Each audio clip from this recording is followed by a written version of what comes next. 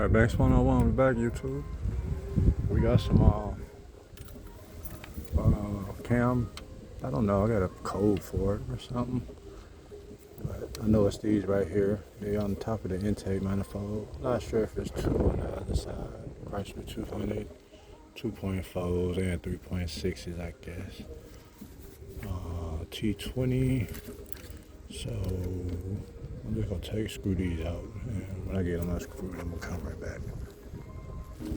Alright, y'all, we back. Yeah, we just got our T20 bolts. We're gonna pull these out. It's three of them, three on each. So, yeah, go ahead.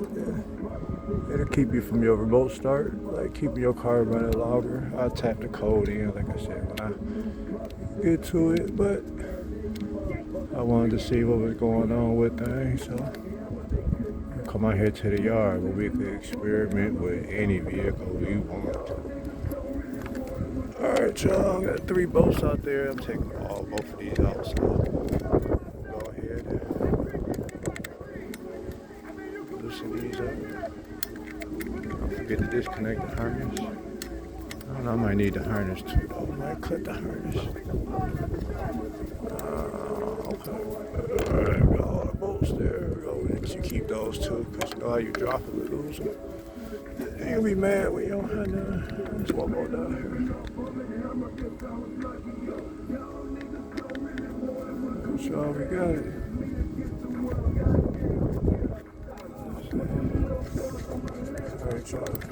Alright, y'all, we got it all right there. Push a little tab in right here. Both our tabs raised. I'm gonna pull out this first one.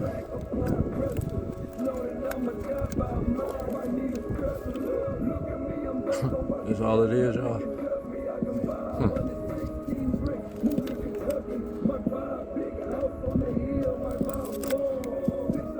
That's all we looking at, y'all. Alright, y'all, so we see where they at and how to take them out. I think oil hit them or something. It looks like it's oily down there. Alright, y'all, so shit, we got 2 things.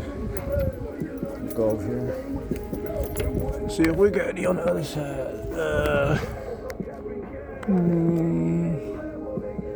I see. I really don't see none on this side. Maybe it's just those 2 on that side. But oh, this is a 4-cylinder too, though. I'm gonna see if I can find me another. See if I can find me another 3.6. This off of 2.4, so I can see it everywhere. All right, y'all, we be back.